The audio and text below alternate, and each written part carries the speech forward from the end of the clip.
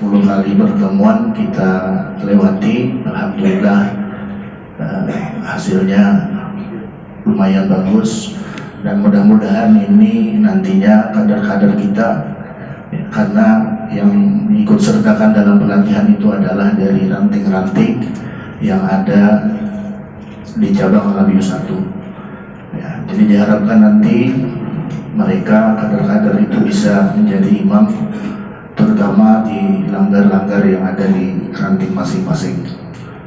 Jadi kita semua berdoa mudah-mudahan kita tidak kekurangan kader terkait khusus tentang imam sholat fardu di ranting-ranting. Jamaah sekalian yang dimuliakan oleh Allah Subhanahu wa Ta'ala, memang dalam kaitan tentang bab kaifiyah sholat ini tentu bukan sesuatu yang baru bagi kita.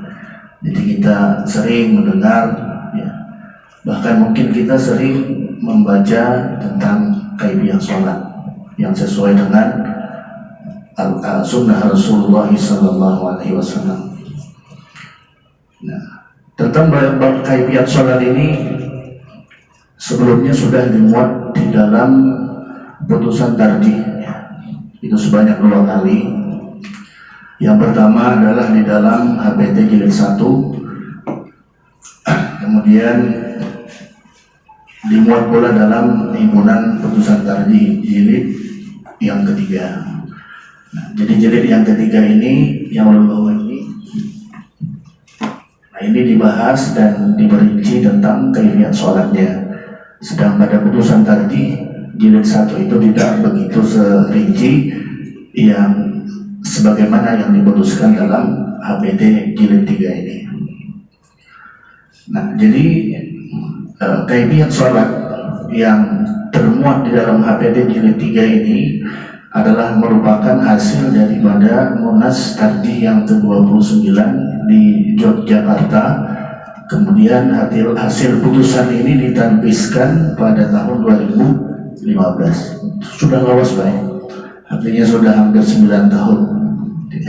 Keputusan ini sudah ditanfiskan, namun yang menjadi masalah adalah mungkin sosialisasi yang kurang kepada warga Muhammadiyah.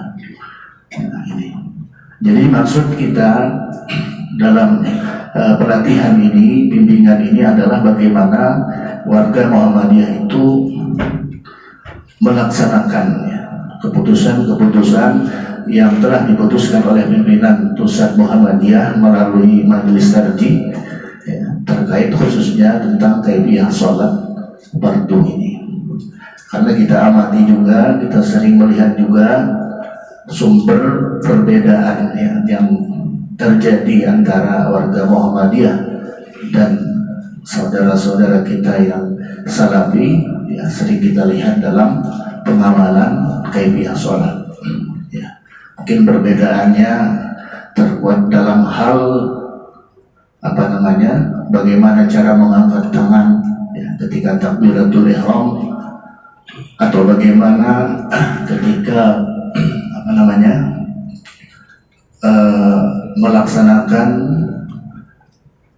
duduk ketika sholat itu 2 rakaat, contoh sholat Jumat atau sholat subuh atau sholat sunnah. Nah, kadang kita melihat ada yang tata cara duduknya itu dengan cara iftirash. Nah, sementara yang maklum di antara kita yang sudah sejak lama dipahami oleh warga Muhammadiyah itu bahwasanya cara duduk sholat 2 rakaat itu adalah dengan cara tawarruk.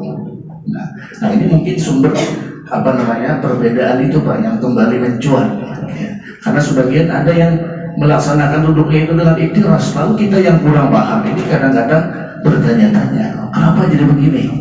Kenapa jadi begini? Nah, ini mungkin yang akan kita bahas nanti, mungkin kalau sempat waktunya.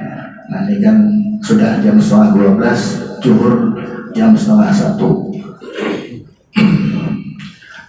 Bapak Ibu hadirin dan hadirat sekalian yang dimuliakan oleh Allah Subhanahu wa Ta'ala, Perintah sholat di dalam Al-Quran itu disebutkan sebanyak 97 kali. Jadi 97 kali dalam Al-Quran disebutkan perintah sholat, setidaknya dalam 55 surah. Ya, jadi dalam 55 surah disebutkan 97 kali perintah sholat itu disebutkan di dalam Al-Quran.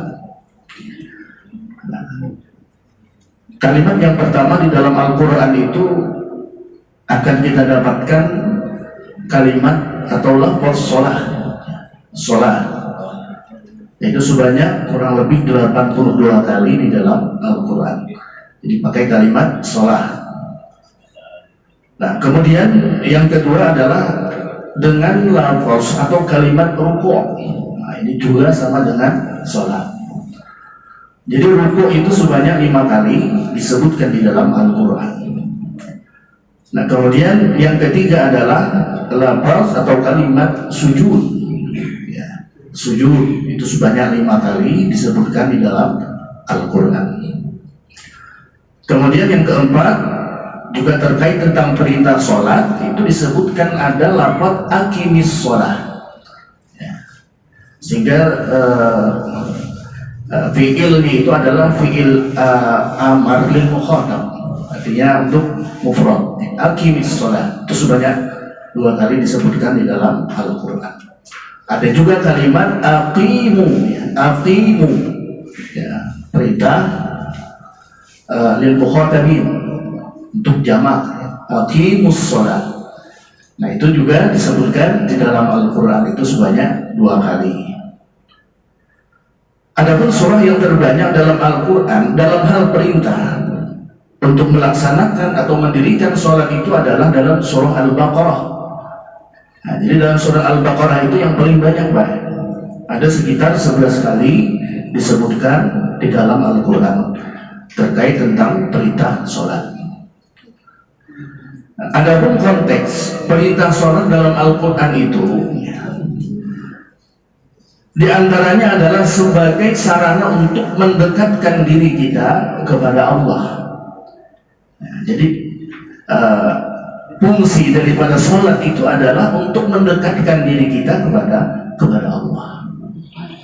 Nah, jadi salah satu cara seorang hamba itu untuk lebih dekat kepada Rabb-nya adalah ketika dia melaksanakan sholat. Jadi kata Nabi, idza qumta fi sholatika fasholli sholata muwadda', kata Nabi. Apabila engkau hendak mendirikan sholat, maka hendaklah engkau jadikan sholatmu itu adalah sholat perpisahan. Nah, jadi kita hendak sembahyang baik, namun kita hendak khusyuk sembahyang, maka kita renungkan bahwasanya ini adalah sholat terakhir bagi kita. Jangan-jangan karena kita ketahui lagi sholat pada kesempatan-kesempatan yang lainnya.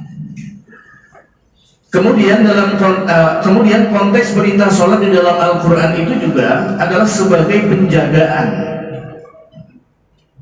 dan pemeliharaan diri kita dari kejahatan, perbuatan keji dan mungkar. Hal ini sebagaimana dijelaskan oleh Allah di dalam Al-Quran surah Al-Ankabut ayat 45. Inna sholata tanha anil fahsya'i wal munkar. Kata Allah, sesungguhnya sholat itu akan mencegah dari perbuatan keji dan mungkar. Nah, jadi kalau ada orang yang berbuat kekejian, ketika ada orang yang berbuat kemaksiatan, ketika ada orang yang berbuat perbuatan mungkar, keji dan mungkar, maka yang perlu kita pertanyakan itu adalah sholatnya. Sempurnakah dengan sholatnya? Karena kata Nabi, apabila sempurna sholat seseorang itu akan sempurna pula seluruh amalannya. Dan ketika seseorang itu rusak sholatnya, tentu amalannya juga akan ikut rusak. Nah, jadi yang perlu kita pertanyakan adalah sembahyangnya. Sempurnakah adakah? Sempurnakah ada? Nah, ketika sholat itu tidak sempurna, tentu saja akan berpengaruh kepada perbuatan seseorang, yaitu dia berbuat perbuatan keji dan mungkar, berbuat maksiat kepada Allah, korupsi, mencuri dan lain sebagainya. Ini perlu kita pertanyakan kepada orang-orang yang berbuat demikian, koreksi dulu sholatnya.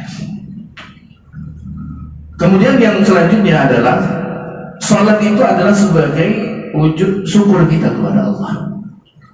Nah, tentu saja Allah, kita meyakini bahwasanya Allah Al-Mun'im, Allah yang berikan nikmat kepada kita. Salah satu cara kita untuk mempergunakan nikmat itu adalah dengan ketaatan kepada Allah. Dan salah satu bentuk ketaatan yang bisa kita lakukan itu adalah dengan sholat. Tanda syukur kita kepada Allah atas nikmat yang Allah berikan itu adalah dengan sholat. Jadi banyak orang yang tidak bersyukur kepada Allah, mereka meninggalkan sholat, tetapi mereka tetap diberikan nikmat oleh Allah. Kenapa? Orangnya kada menyembahyang, tapi tetap aja diberikan nikmat oleh Allah yang luar biasa. Gawiannya kada baik, kada bujur. Sembahyang kada suah sembahyang, tapi tetap aja diberikan Allah nikmat. Nah, ini namanya istidraj. Kemudian hadirin sekalian yang dirahmati oleh Allah, yang keempat, yang terakhir, bahwasanya sholat itu adalah sebagai kewajiban. Sholat itu adalah sebagai kewajiban. Kewajiban yang harus ditunaikan oleh setiap umat Islam yang telah memenuhi syarat untuk melaksanakan sholat. Nah, dia sudah dari akil Islam, suci dari hadas, besar kecil, suci dari najis. Nah, jadi mereka ini dikecualikan untuk tidak melaksanakan sholat. Selain daripada mereka yang dikecualikan ini wajib seberataan kita sholat, walaupun dia sedang sakit, walaupun dia sedang safar, tetap dia wajib untuk melaksanakan sholat. Nah, ini kadang baik kita, ada mungkin keluarga kita kan di rumah sakit, terbaring di rumah sakit, kadang-kadang kita lalai terhadap sholatnya. Kita selaku keluarga ini kadang menyatakan, tidak mengingatkan beliau, sudah sembahyang. Nah, seakan-akan kita umpat juga bahwasanya orang seakan-akan kita ini beranggapan bahwasanya orang yang sakit itu boleh meninggalkan sholat. Tidak, mereka tetap wajib untuk melaksanakan sholat walaupun dalam keadaan sakit. Kalau tidak bisa berdiri, ya boleh dengan washolli qa'idan, fa illam tastati fa ala jambin, kata Nabi. Sholli qa'iman, itu perintah Nabi adalah untuk sholat itu dengan berdiri. Fa illam tastati fa qa'idan, kalau kalian tidak bisa, kalau kamu tidak bisa, dengan duduk. Fa illam tastati fa ala jambin, kalau tidak bisa juga dengan duduk, cukup dengan berbaring. Berbaring dengan di atas lambung, ya, berbaring di atas lambung. Kalau bisa ke kiri lambung kanan, atau dengan berbaring telentang, ya, ini. Nah, ini Pak. Jadi sholat itu adalah merupakan kewajiban semua orang Islam, berbeda dengan perintah-perintah yang lain. Bunyal Islam ala khams, 5.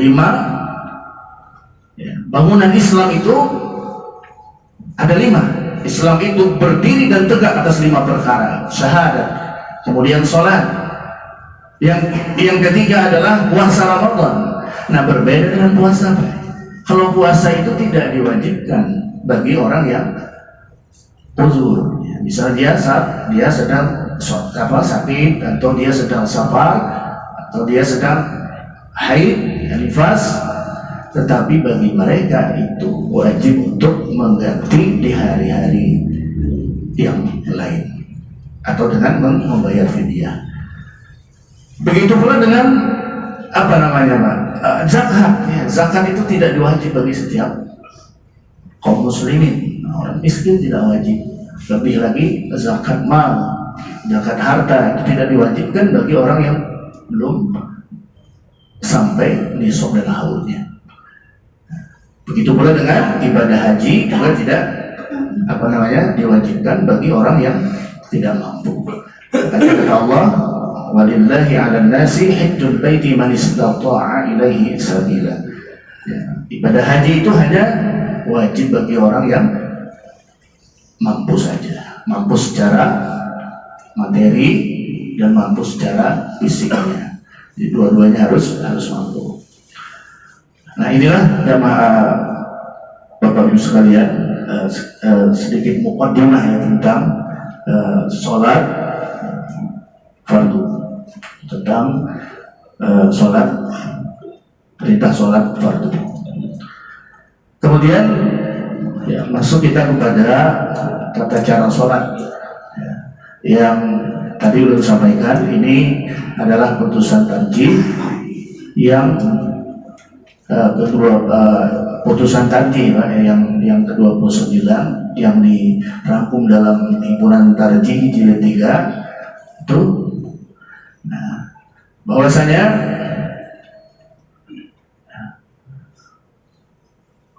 tata cara yang pertama itu adalah berdiri dengan tegak. Ya, langsung kita berdiri tegak menghadap ke arah kiblat dan berniat ikhlas karena Allah. Nah, tentu saja rukun ya. Berdiri tegak ini termasuk rukun sholat ya, termasuk rukun sholat. Berdiri bagi yang mampu, bagi yang mampu berdiri dengan tegak. Kalau kadang-kadang berdiri dengan tegak, boleh sholat itu dengan duduk atau dengan berbaring. Nah, nanti akan dijelaskan juga baik kayak cara sholat duduk itu. Nah, kadang kita masih kurang pemahaman tentang bagaimana ketika seseorang yang tidak mampu berdiri tegak ketika takbiratul ihram memulai sholat itu, nah, dia duduk kayak cara duduknya itu. Nah, bagaimana pula dengan orang yang duduk di atas kursi ketika sholat, yang akan kita sampaikan nanti insyaallah. Yang pertama adalah menghadap ke arah kiblat. Menghadap ke arah kiblat. Sholat dilakukan menghadap ke arah kiblat. Ya, kiblatnya kaum muslimin adalah Ka'bah yang ada di Masjidil Haram. Jadi kalau ada orang yang sholat tidak menghadap Ka'bah, itu perlu dipertanyakan. Karena ada kita dengar baik di orang-orang Syiah itu di Iran itu membuat Ka'bah tandingan. Mereka tawaf di sana dan mereka sholat menghadap ke arah sana. Artinya mereka tidak sholat menghadap ke arah Ka'bah. Apakah ini bisa kita katakan Islam? Tentu tidak bisa, bukan Islam. Karena orang Islam itu Ka'bah, kiblatnya adalah Ka'bah. Hal ini berdasarkan firman Allah Subhanahu wa taala dalam Al-Qur'an surah Al-Baqarah ayat 144. Allah Subhanahu wa taala berfirman, "Qad nara taqalluba wajhika fis sama' falanwalliyannaka qiblatan tardaha, fawalli wajhaka syatral masjidil haram wa haitsu ma kuntum fawallu wujuhakum syatrah." Nah, ini jelas dalilnya. Sungguh kami sering melihat mukamu, maksudnya muka Nabi Muhammad ya. Allah sering melihat wajah Nabi Muhammad itu menengadah ke atas langit. Nah, karena Nabi itu ingin sekali kalau kiblat itu dipindah ke Ka'bah, Pak, ke Masjidil Haram. Karena awalnya Ka'bah kiblat itu kan ke Baitul Maqdis. Ya. Karena Baitul Maqdis ini termasuk kebanggaan orang Yahudi juga. Jadi ketika umat Islam sholat menghadap ke Baitul Maqdis, orang-orang Yahudi itu senang. Maka Rasulullah kadang beliau menengadahkan kepala beliau ke atas langit untuk meminta petunjuk dari Allah agar kiblat itu segera untuk dipindahkan ke Ka'bah. Maka sungguh kami akan memalingkan kamu ke kiblat yang kamu sukai. Palingkanlah mukamu ke arah Masjidil Haram dan di mana saja kamu berada, palingkanlah mukamu ke arahnya. Nah, ayat ini juga baik adalah ayat yang turun ya, ayat yang disampaikan oleh Jibril alaihissalam ketika Rasulullah sallallahu alaihi wasallam beliau melaksanakan sholat zuhur di Masjid Bani Salamah. Jadi kisahnya itu ketika Nabi takziah ya. Nabi takziah mengilangi Bailan ke rumah Ummu Bishr, ya, ibunya Bishr bin Al-Barra bin Ma'ruf. Nah, ketika itu ayahnya dari Bishr bin Al-Barra ini meninggal.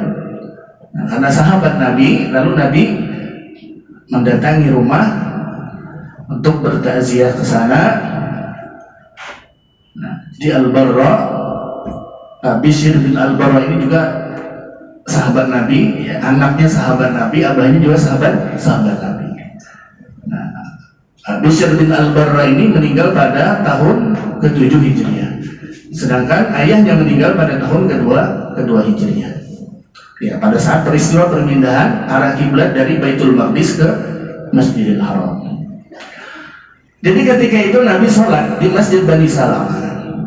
Sholat zuhur baik, sholat zuhur 4 rakaat kan? Sholat zuhur 4 rakaat. Pada rakaat kedua Nabi sholat menghadap ke arah Baitul Maqdis. Lalu turunlah ayat ini, disampaikan oleh Jibril, qad nara taqalluba wajhika bis sama falanwalliyannaka qiblatan tardaha ila akhir ayat. Lalu kemudian Nabi merubah posisi beliau 180 derajat dari menghadap Baitul Maqdis menghadap ke Masjidil Haram, Ka'bah yang ada di Masjidil Haram itu. Nah, sehingga dari sejak itu kaum muslimin sholat menghadap ke arah Ka'bah. Nah, sedangkan di Masjid Nabawi, ya, menurut pendapat yang rajih, pelaksanaan sholat menghadap Ka'bah Baitul Haram yang ada di Masjidil Haram itu adalah pada saat pelaksanaan sholat zuhur asar. Jadi zuhurnya di Masjid Bani Salamah, asarnya di Masjid Nabawi, subuhnya di Masjid Quba. Masjid yang saling berdekatan, ya. Masjid Nabawi, Masjid Bani Salamah, kemudian Masjid Quba. Jadi Masjid Bani Salamah sholat zuhurnya ketika Nabi menerima wahyu dari Jibril untuk memindah arah kiblat ini, kemudian asarnya di Masjid Nabawi, subuhnya di Masjid Quba. Nah, ini tentang perpindahan arah kiblat. Jadi Nabi baik selama beliau di Mekah itu sholat menghadap ke Baitul Maqdis selama di Mekah. Bahkan ketika beliau hijrah pada tahun pertama Hijriah sampai ke tahun kedua Hijriah, tepatnya pada bulan yang ke-17, ya, ke-16, ada yang mengatakan 16, ada yang mengatakan 17. Jadi setelah 17 bulan beliau berada di Madinah, baru perpindahan arah kiblat yang asalnya dari Baitul Maqdis ini berubah menjadi ke kiblat itu yang ada di Masjidil Haram. Jamaah sekalian yang dimuliakan oleh Allah Subhanahu wa taala. Nah, kemudian ya, ini tentang orang yang tidak mampu berdiri, ya. Misalnya orang yang sedang naik kapal laut, ya, atau hendak sholat, dia mengetahui di mana arah kiblatnya. Jadi orang yang sedang naik kapal dan hendak sholat, jika arah kiblat diketahui, maka hendaknya ketika memulai sholat menghadap ke arah kiblat sesuai dengan perintah umum, menghadap ke arah kiblat. Nah, ini bagi orang yang sholat di atas kendaraan, itu kendaraan laut, kapal laut. Nah, jadi sholat di kapal laut itu, karena kapal laut itu lebih luas, baik, berbeda dengan di pesawat atau di kereta. Karena kapal laut itu kan ada musolanya, biasanya ada musola yang luas. Nah, sehingga kita ketika berada di atas kapal laut itu bisa sholat dengan leluasa, ya, bisa sholat dengan leluasa. Apalagi kalau ini kan suah naik kapal Dharma Kartika atau Dharma Rucita, nah itu benar-benar pesawatnya kapalnya luas, musolanya luas. Nah, jadi sehingga tidak ada alasan kita untuk tidak sholat. Apalagi lebih mudah untuk kita menjangkau musolanya yang luas juga. Maka ketika kita mengetahui arah kiblat, ketika memulai sholat itu, ketika mengetahui yang lain, kisahnya kada tahu, amunnya tahu di mana arah kiblat, mungkin ada aba-abanya kan di kapal itu, maka kita hendaknya sholat dengan menghadap ke arah kiblat sesuai dengan perintah umum fawalli wajhaka syatral masjidil haram. Hendaknya kita mengarahkan sholat tubuh kita menghadap ke arah kiblat. Nah, ini di pertamanya saja. Saat kita memulai takbiratul ihram. Namun ketika kita melakukan gerakan-gerakan yang selanjutnya di dalam sholat, nah karena kan yang arahnya kapal itu kadang mesti satu arah aja, kadang bisa berbelok-belok, sehingga kita kadang mungkin mengiringi arah kiblat. Nah, berputar-putar awak kita itu kadang mungkin. Nah, jadi selanjutnya untuk gerakan yang selanjutnya itu cukup kita sholat di tempat kita dengan menghadap ke arah semula sampai akhir salam. Tidak perlu kita merubah posisi kita saat sholat. Nah, ini ketika kiblat itu diketahui. Nah, hal ini sebagaimana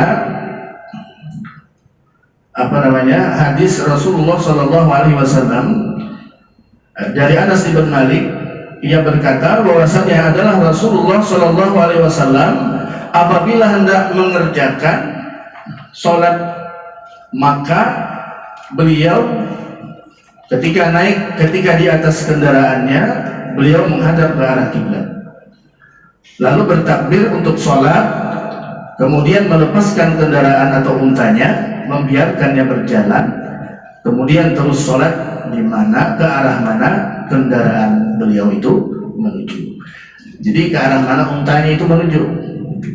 Jadi karena inilah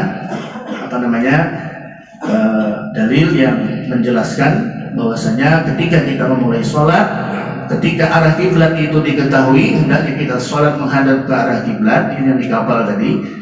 Namun setelah gerakan-gerakan selanjutnya tidak perlu kita mengarah ke arah kiblat. Nah, kemudian kondisi yang kedua, ya, ketika seseorang tidak mampu berdiri ketika sholat, itu adalah saat dia sholat dalam pesawat. Saat dia sholat di kereta api atau angkutan umum yang sedang berjalan. Nah, ini terkhusus pesawat dan kereta api. Karena berbeda dengan kapal tadi, karena pesawat dan kereta itu lebih sempit, artinya tidak begitu leluasa kita untuk melaksanakan sholat dengan sempurna, berbeda dengan di kapal tadi.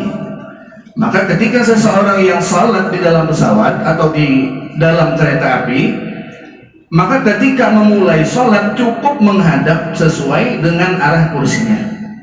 Jadi cukup dia menghadap sesuai dengan arah kursinya dalam kendaraan itu, dan sholat menghadap ke arah manapun sesuai dengan duduknya.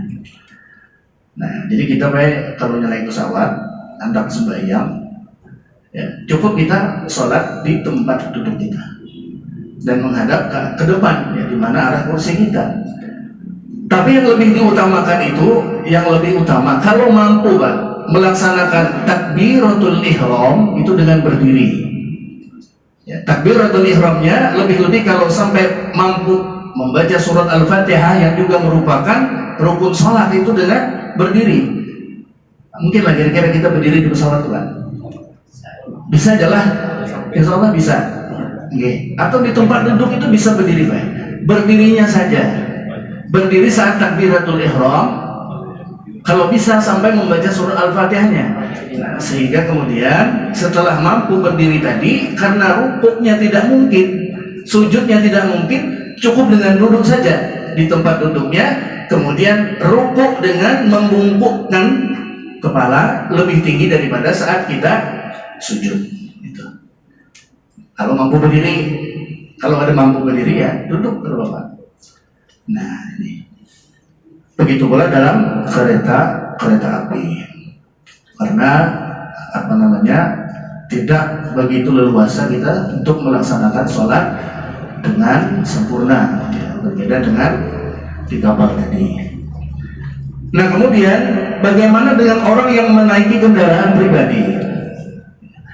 Ya, jadi ke Banjar misalnya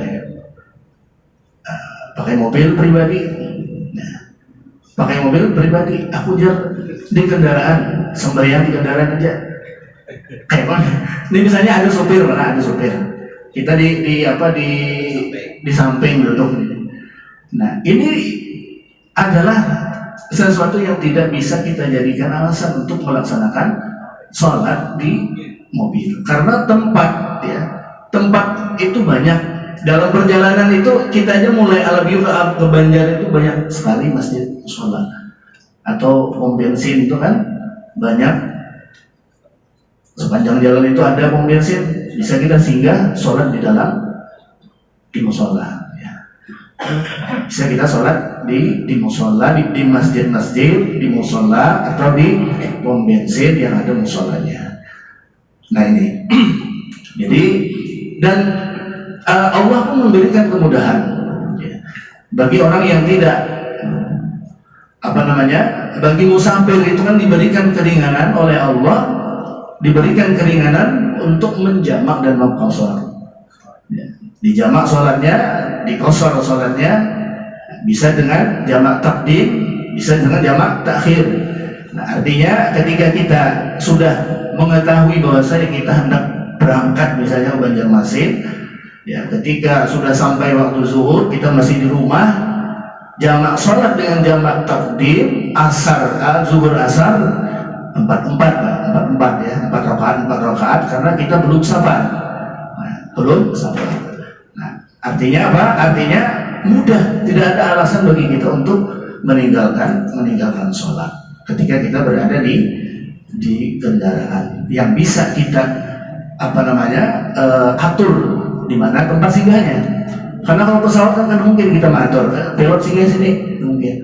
Kalau kapal laut tidak mungkin. Kalau kendaraan pribadi umum mungkin kita bisa mengatur di mana berhentinya. Kita sembayangan dulu. Nah itu kan bisa karena kendaraan darat. Nah ini kemudian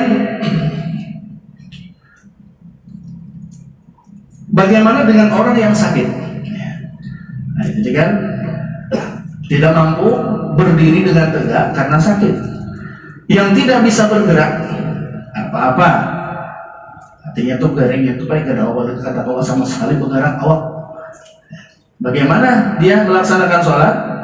Maka ia sholat berbaring dan tidak perlu menghadap ke kiblat. Tidak perlu menghadap ke arah kiblat. Begitu pula orang yang tidak dapat mengetahui arah kiblat, maka ia sholat ke arah mana ia menduga arah kiblat tersebut. Nah, jadi orang yang sakit di rumah sakit karena tempat dia berbaring itu tidak mungkin dipindah-pindah. Dan tidak, kalau yang memungkinkan, baik kalau kasurnya itu memungkinkan, misalnya kasurnya itu berputar-putar aja, di mana arah kiblat tahu, ya arahkan ke arah kiblat. Tapi ketika tidak bisa diarahkan dan tubuh orang sakit itu pun tidak bisa bergerak sehingga menghadap ke arah kiblat, silahkan sholat dengan berbaring menghadap ke arah mana saja orang sakit itu menghadap. Karena kata Allah Subhanahu wa taala di dalam Al-Qur'an Al-Baqarah ayat 115, walillahil masyriq wal maghrib fa aina ma tuwallu fa thamma wajhullah innallaha wasi'un alim.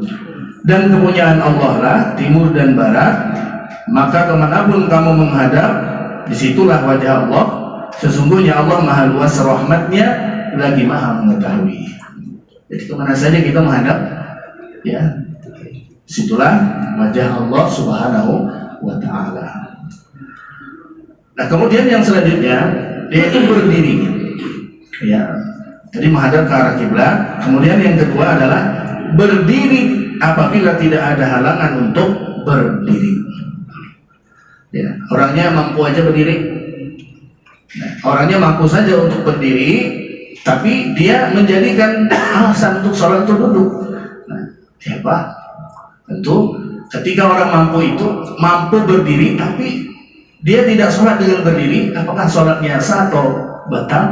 Tentu sholatnya tidak sah, karena dia tidak berdiri karena tidak ada uzur syar'i. Dia duduk, padahal dia mampu untuk berdiri dengan tegak ketika sholat. Nah, jadi seseorang yang berhalangan untuk berdiri saat sholat ini, misal karena sakit, ya, ada penyebab-penyebab, ada beberapa kondisi yang seseorang itu tidak bisa sholat dengan berdiri adalah karena sakit, atau dalam perjalanan, atau dalam keadaan takut yang tidak memungkinkan melakukannya berdiri. Hal ini sesuai dengan dalil firman Allah Subhanahu wa taala, "Hafizu 'alas shalawati was shalatil wusta wa qumu lillahi qanitin." Peliharalah segala salatmu dan peliharalah salat wusta. Berdirilah karena Allah dalam salatmu dengan khusyuk. Ya. Nah, jadi perintah ini adalah perintah untuk melaksanakan salat dengan berdiri. Kemudian dalam sebuah hadis yang diriwayatkan oleh Imam Al-Bukhari dari Imran ibn Husain radhiyallahu taala anhu, dia berkata, dia berkata, "Kanat biwasir fasa'altu an-nabiy sallallahu alaihi wasallam 'anis shalah faqala shalli qa'iman fa in lam tastati' fa qa'idan fa in lam tastati' fa ala jambin." Rawahul Bukhari. Dari Imran bin Husain radhiyallahu taala anhu diriwayatkan bahwasanya ia berkata, saya mempunyai penyakit wasir. Lalu saya bertanya kepada Nabi tentang sholat. Beliau menjawab, sholatlah engkau berdiri. Sholatlah engkau berdiri. Jadi bagi orang yang sakit tadi baik, bagi orang yang uzur tadi, Nabi menyuruh pertama kalinya untuk sholat dengan berdiri. Berdiri kata Nabi, berdiri semampunya. Nah, kadang kita ini Pak, sakit itu digeneralisasikan. Ya, sakit berantakan. Mampu saja berdiri tapi duduk. Mampu saja dengan berdiri tapi tetap aja duduk di kursi. Nah, kan masalah mampu kadang itu kan kita yang menilai. Kita sendiri yang menilai. Orang lain kenapa menilai? Kenapa orang itu sholat dengan duduk misalnya kan? Kenapa orang itu sholat dengan duduk? Nah, kita kan tahu kata orang menilai. Nah, menilai itu adalah diri kita masing-masing. Maka kita bisa mengukur kemampuan kita dalam sholat. Ketika kita mampu berdiri, berdiri kita. Ketika yang menjadi ujurnya itu adalah ketika rukuk sujud, duduk antara dua sujud yang tidak mampu, ya silahkan duduk. Tapi tetap berdiri. Jangan kita duduk aja sekalian. Nah, jadi ada tiga keadaan itu Pak. Jadi keadaan ketika seseorang itu sholat tidak mampu secara keseluruhan, maka ia duduk. Duduknya pun baik dengan duduk bersila, karena tidak dijelaskan bagaimana tata cara duduk itu oleh Nabi. Fasholli qa'idan, duduk sholatlah dengan duduk. Cara duduknya tidak dijelaskan oleh Nabi. Nah, sehingga kemudian duduknya itu boleh dengan duduk bersila. Boleh duduk dengan dengan cara tawarruk, iftirash. Boleh duduk dengan cara tawarruk. Boleh dengan cara duduk bersandar, boleh juga. Menghunjulkan batis ke arah kiblat. Artinya sesuai dengan kemampuan kita, sesuai dengan kehusukan kita.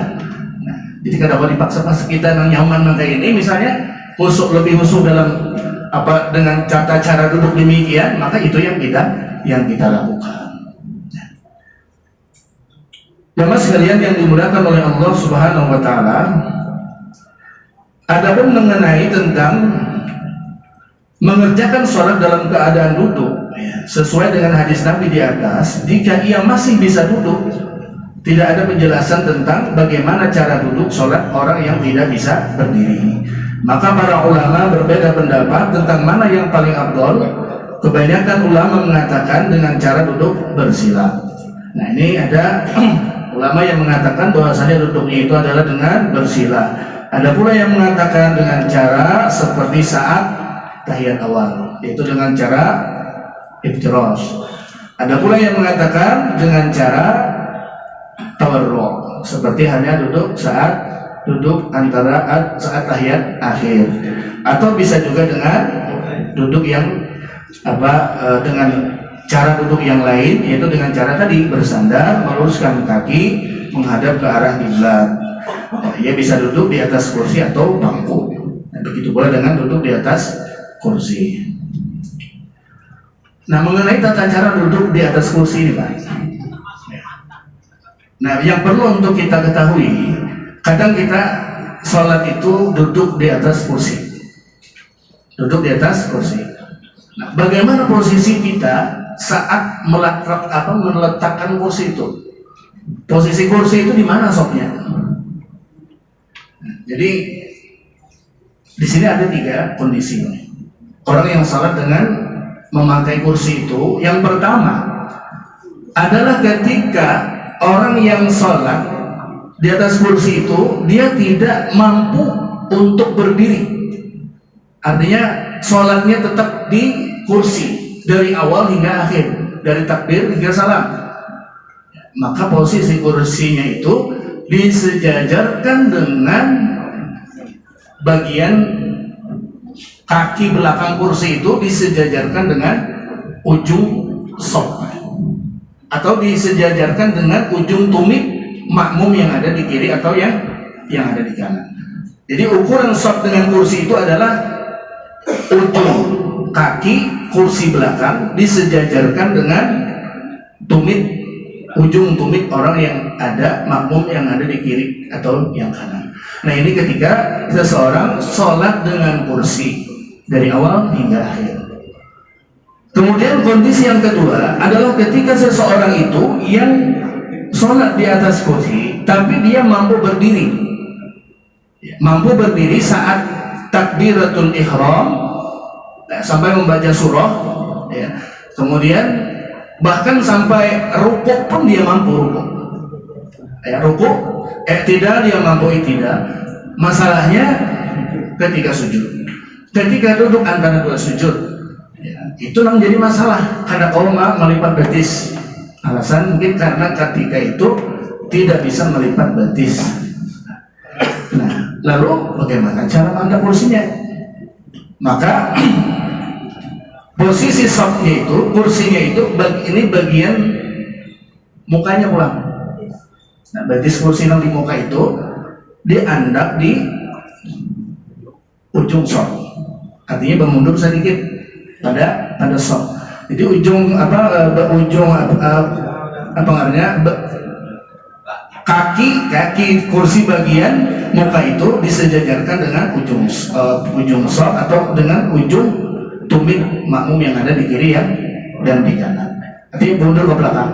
Nah, kayak apa gerak? Makmum di belakangnya terganggu.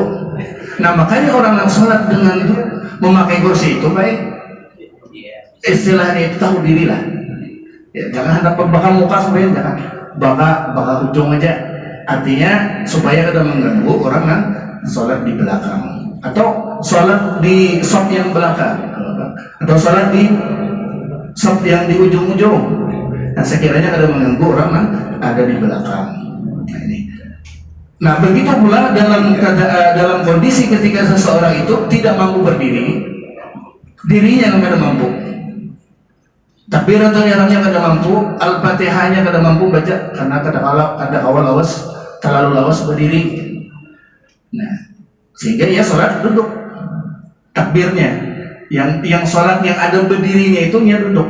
Tapi ketika rukuk mampu, ketika sujud mampu, duduk antara 2 sujud mampu, sampai salam mampu, maka posisi kursinya seperti pada posisi yang dalam keadaan yang kedua tadi.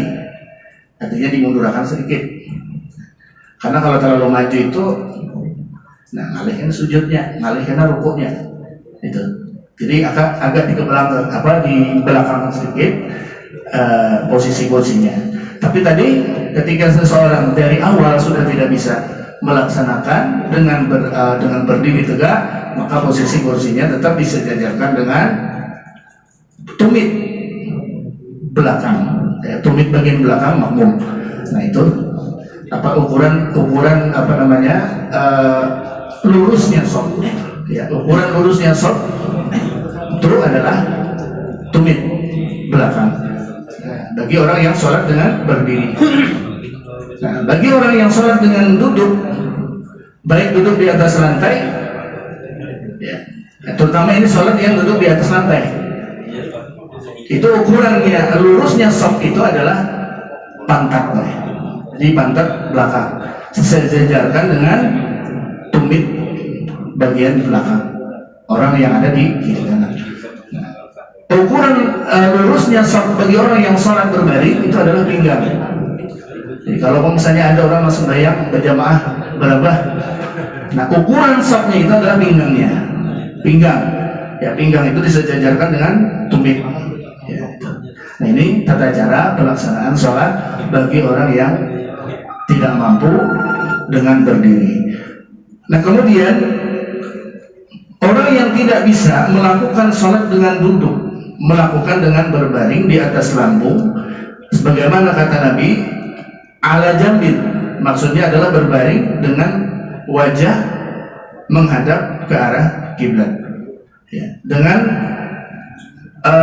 berbaring di atas lambungnya, ya, berbaring di atas lambung, berbaring di atas lambung, maksudnya berbaring miring dengan wajah menghadap ke arah kiblat. Tidak dijelaskan dalam hadis di atas apakah berbaring di atas lambung kanan atau di atas lambung kiri. Nah, tidak ada dijelaskan. Nah, jadi hendak menghadap apa ke kiri atau ke kanan, lambung kiri atau lambung kanan itu tidak jadi masalah. Tapi wajah tetap dihadapkan ke arah kiblat. Ya, wajah kita tetap menghadap ke arah kiblat. Kemudian ada yang mengatakan berbaring di atas lambung kanan. Ada yang mengatakan berbaring di atas lambung kanan berdasarkan hadis yang menunjukkan keabdolan, mendahulukan yang kanan. Nah ini bagi yang menganggap bahwasannya yang kanan itu lebih abdol, silakan menghadap ke arah kanan, ya, mendahulukan yang kanan, artinya berbaring di atas lambung kanannya dan tetap wajah menghadap ke arah kiblat. Nah, kemudian apabila dia tidak bisa juga berbaring dengan miring di atas lambung kiri atau kanan tadi dengan menghadap ke arah kiblat tadi wajahnya, maka ia bisa berbaring dengan telentang. Bisa berbaring dengan telentang, betilantang deh. Ya. Dia bisa berbaring dengan telentang. Apabila tidak bisa juga, ya, apabila tidak bisa juga dengan telentang, maka perlu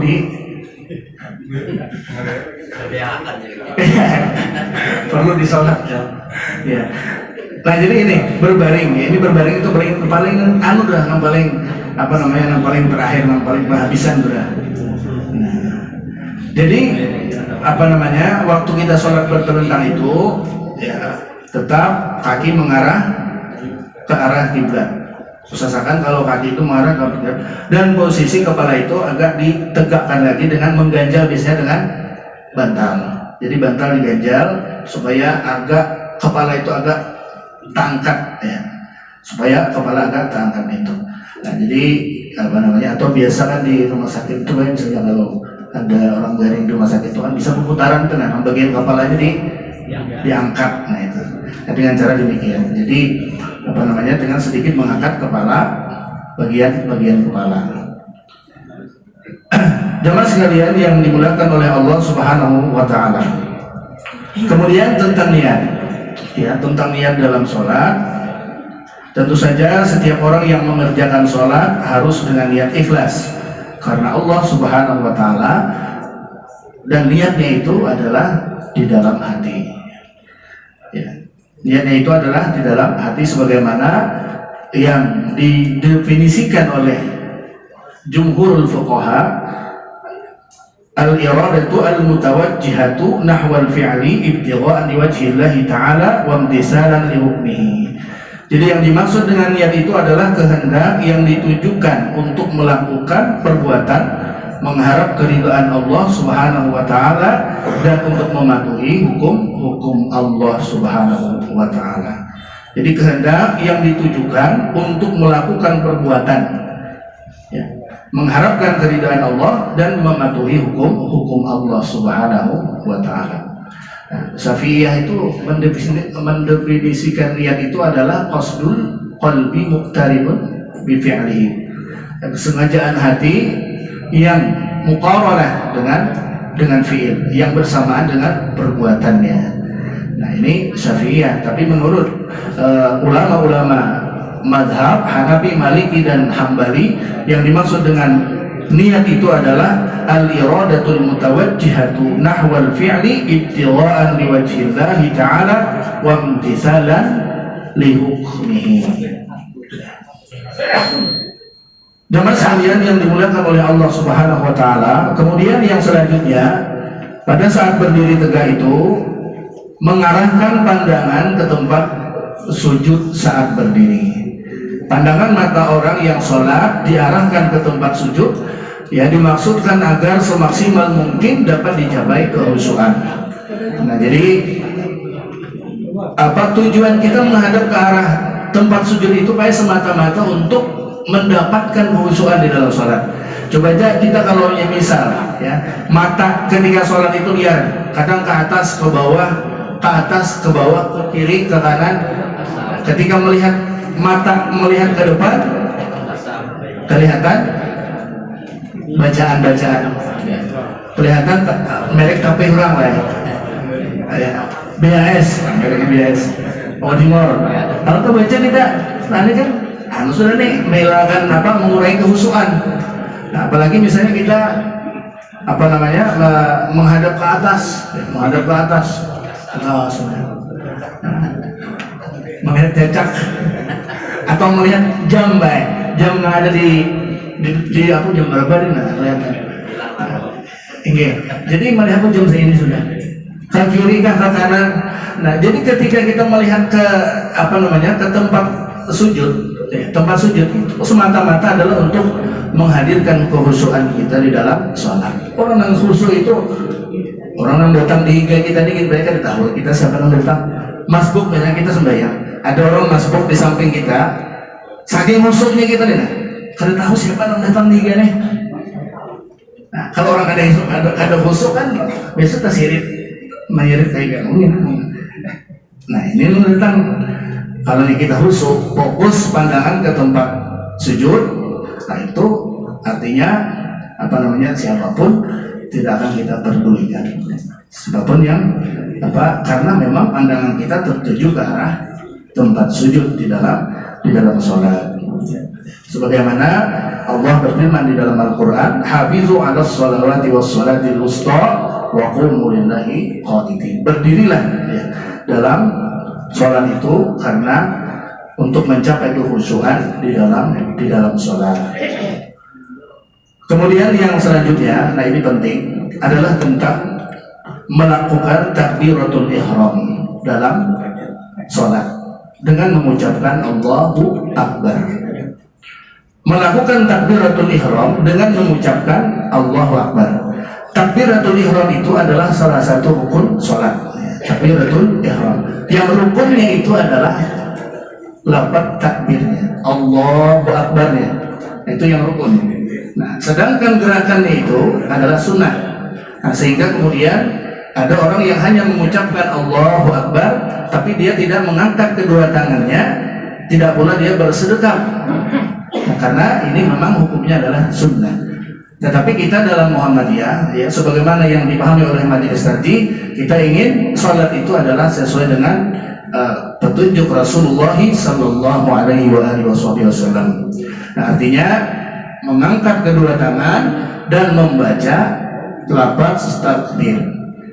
Nah, namun dalam hal ini antara bacaan dan gerakan di dalam takbiratul ihram itu sesungguhnya ada 3 cara, Pak. Ada 3 cara yang yang biasa dipraktekkan. Yang pertama adalah takbiratul ihram itu, saat kita takbiratul ihram itu ada yang gerakannya dahulu, kemudian baru bacaannya. Ada yang gerakannya dahulu, baru bacaannya, Pak. Nah, contoh misalnya Allahu Akbar. Ya kan? Ini gerakannya dulu. Allahu Akbar. Ini contoh tata cara takbiratul ihram dengan mendahulukan gerakannya dulu, baru bacaannya. Maksudnya Allahu Akbarnya berdiri. Nah, kemudian cara yang kedua yaitu dengan mendahulukan takbirnya, baru gerakannya. Ya, Allahu Akbar. Hanya angkat tangan, baru gerakannya. Ya, lapasnya dulu, lapas takbirnya dulu, Allahu Akbar, baru mengangkat kedua tangan. Itu dua cara sudah. Nah, kemudian cara yang ketiga di dalam saat takbiratul ihram itu adalah antara gerakan, ya, mengangkat kedua tangan itu muqaranah bersamaan dengan lapas takbirnya. Ya, lapat takbirnya. Jadi baru baik-baik. Allahu Akbar. Baik-baik. Ini yang sering dan yang kita dapatkan. Yang sering kita lihat dan kita praktekkan. Nah, namun majelis tarbiyah itu bagaimana memahami cara mengangkat tangan saat takbiratul ihram? Kayak apa yang dipahami oleh majelis tadi itu. Nah, maka dalam hal ini ada beberapa hadis, setidaknya ada 5 hadis ya, yang dijelaskan tentang bagaimana tata cara takbiratul ihram, ya. Apakah dengan gerakan dulu atau apakah dengan bacaan dulu, apakah dilakukan dengan bersamaan antara takbir dengan antara gerakan dengan bacaan tadi. Setelah berdiri tegak dengan pandangan mata ke arah tempat sujud, lalu lakukanlah takbir seraya mengangkat kedua belah tangan sejajar dengan bahu dan menyejajarkan ibu jari tangan dengan daun telinga bagian bawah dan jari-jari tangan sedikit direnggangkan serta telapak tangan menghadap ke arah kiblat. Ya, karena sudah zuhur.